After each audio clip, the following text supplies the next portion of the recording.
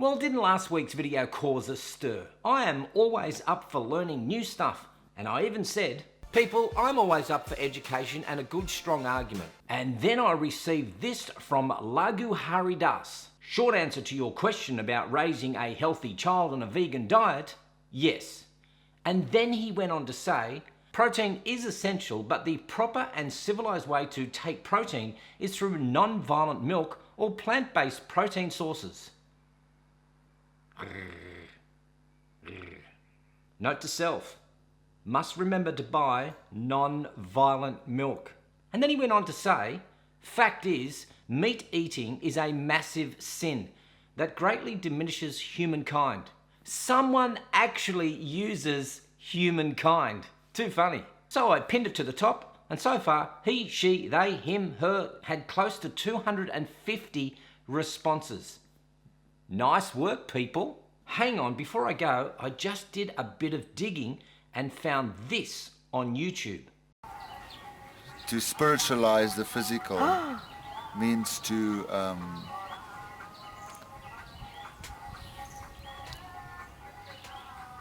how do you do that? How do you spiritualize the physical? You have to change your consciousness, you have to change your point of view and understand that actually everything is spirit, right? That actually there is no physical, right? There is no physical, there's no matter, nothing matters. Hey brother, I'm not sure what's going on with your voice, but it seems to go from some hybrid mix of British, South African and Indian. I am guessing that is you, Lagu, and it all makes sense now. Now, if this week's video is a bit too controversial for your ears, I'll leave a link in the description to my latest road trip where I crossed the border into New South Wales and visited places like Fingal Head, Natural Arch, Chillingham, and the Burlington National Park Falls. Anywho, I try not to do a lot of political stories, but as recent as just last week, a healthcare reform bill was passed to decriminalise abortion from the New South Wales Criminal Code. Now, there are some opponents such as right-wing MPs and conservative media commentators who have had some concerns. Firstly, they claim the bill will allow so-called gender or sex selection and abortion on demand up until birth. And secondly, they have argued for the removal of a requirement for medical practitioners with a conscientious objection to performing terminations to refer women to another doctor and push for mandatory counselling for those seeking an abortion. I have looked closely into this bill and here are my concerns. What does the bill actually do? What is gender or sex selection, and does the bill legalise it? And will women be able to access abortions up until the time of birth, and will doctors be forced to perform them? Now, New South Wales is the last state to decriminalise abortion, though it remains in the criminal code in South Australia and Western Australia in some form. Now, that doesn't mean, however, that women do not have access to terminations. Doctors are able to conduct abortions if they believe the pregnancy is a risk to women's physical or mental health. And a common law precedent set in 1971 means social and economic factors may also be taken into consideration.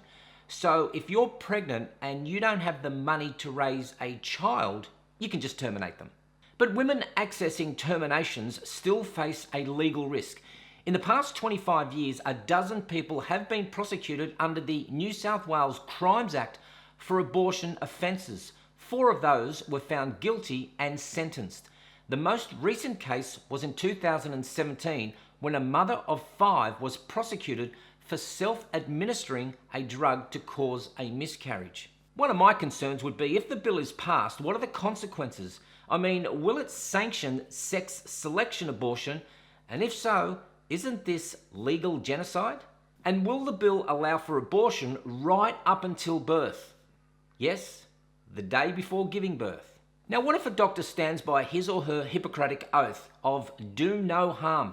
Would this allow the religious freedom of doctors and nurses not to participate in the process, or will this be wiped? Here is what I have found. The issue of sex selection was raised during the debate on the bill in the lower house when the Conservative Liberal MP Tanya Davey sought to include an amendment stating that termination not be used for gender selection. The contention is that some women from Indian, Chinese and Southeast Asian migrant communities abort female fetuses because of a son preference.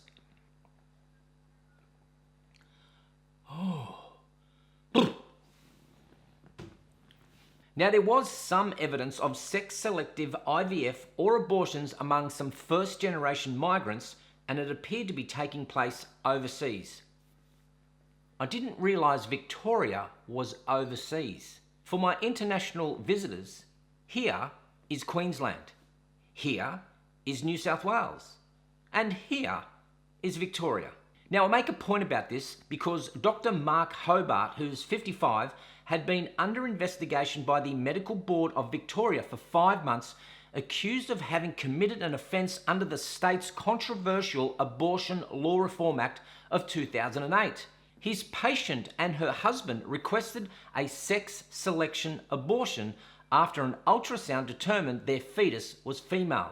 They only wanted a boy. The husband told Dr. Hobart, who, as a practicing Catholic, had a conscientious objection to providing the abortion. Now, under Victorian law, he was obliged to refer the patient to a doctor he knew would terminate the pregnancy. But get this, the complaint about his conduct was not generated by the husband or the wife, as they had already procured some other willing doctor, but the complaint was generated by members of the board itself. Yet, Dr. Hobart's repeated requests for the identity of his accusers and the substance of the complaint have been rebuffed by the board and its parent body, the Australian Health Practitioners Regulation Agency. The Victorian MP Christine Campbell tabled a statement on Dr. Hobart's behalf to a Legislative Council inquiry into APRA.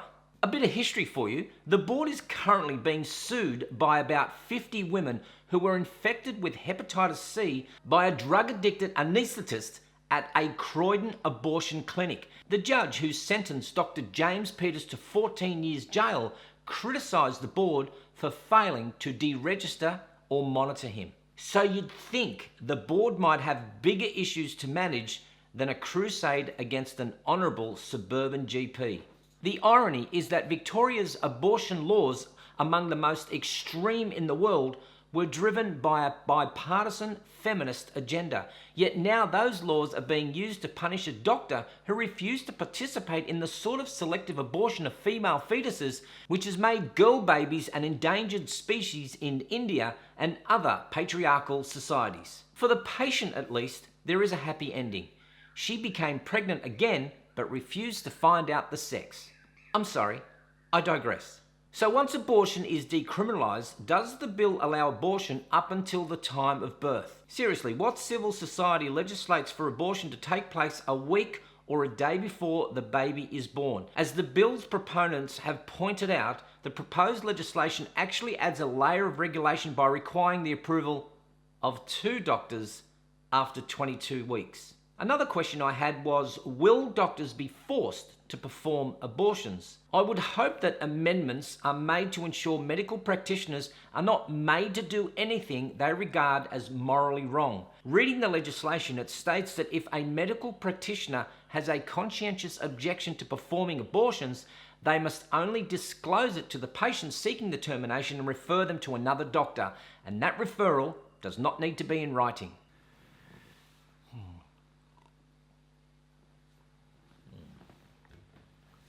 As you can see, this is not one of my usual videos, but I have been asked about my thoughts on decriminalising abortion. I have watched lots of videos from Dennis Prager and Oliver Thorne from Philosophy Tube, and while I can agree with both, I can equally disagree. I sit here today in a no-win situation, but because some of you asked for my view, I will do my best to lean to one side. Do I go with pro-life or pro-choice? Rudy, down that whiskey and let's have a rational debate. Here is my dilemma, and maybe I lack a certain moral code. I am all for pro-life, and I am also pro-choice. I am all for the introduction of sperm to egg to create life, and for that life to extend to its full term of life until natural death without human interference. Right there is my simpleton's argument for pro-life. Natural death without human interference. I know, right? I can already feel the downvotes on its way. But hear me out. This is where I'm conflicted. I'm also all for you turning off my life support if I ever end up not being able to function as I am today. Now, I'm not talking about dementia or Alzheimer's. I'm talking about having a machine keep me alive and a bunch of healthcare workers turn me over every few hours to reduce bad sore infection, or having my nurse do the indignity of wiping my bottom. So here is my difference. I will allow you to do this with my written or video consent while I am of sound mind. At least you know where I stand. Most arguments I have read and watched are about the fetus not having a moral value in the first trimester. If that is the case, I just want to ask, when does a human being develop moral value? Because of most of the stories I do, there are adults that have zero moral value, and we certainly don't terminate them. I know I don't have the right to tell women, or for that matter anyone, what to do with their bodies. So does that mean I also don't have the right to tell you that smoking is bad for you, or injecting heroin is dangerous? And for that matter, if you're abusing your dog, then you are an abuser, and I don't wish to associate with you. I just want to know who is standing up for the would-be child. I may as well ask, as I have the right to personal privilege. For the doctors out there, and I understand that there would have to be at least 2 doctors or practitioners who have agreed to carry out the abortion, what if the baby you tried to abort is delivered and it has life? Now that you can see the formation of a child, which one of you would deliver the fatal injection? All good. No need to answer. Hypothetical. Now, I'm not a highly religious person. I am somewhere between atheist and agnostic, even though I was brought up in the Catholic faith. Here is my problem. I sit here today of sound mind and I say to you publicly, as a living part of my will, that should I, for whatever reason, end up on life support, I want you to end my life, because being kept alive actually benefits nobody. But if you do as I ask and assist me in my death, here in Australia, that is a criminal offence, and you'll be locked away for killing a human being, even though I consented. This debate will rage on whether you are pro-life or pro-choice for a long time. So here is my simple answer. I am pro-life without human interference ending it without my consent. And if I wish to end my life being of sound mind, get out of my way and allow my right to be pro-choice. Now I know I will receive lots of, but G-Man, what if? G-Man, what happens if you were? But G-Man, what would you do in a case of? Look, those are hypotheticals, and I can probably answer those rationally, but when the time comes, I may just have someone change my mind. I am always up for education, and if you have a definitive answer to this very contentious issue, let me know. As usual, if you like this video, do the right thing, but more importantly, be respectful when making your argument. Otherwise, I'll just pin it to the top and let you good people respond. Now go away and let me hear your argument. And if this was too heavy for you, don't forget in the description is my road trip to northern New South Wales. I'm Gerald Pauschmann for The Point TV. Cheers, Rudy. Oh. Oh. Oh. That is good.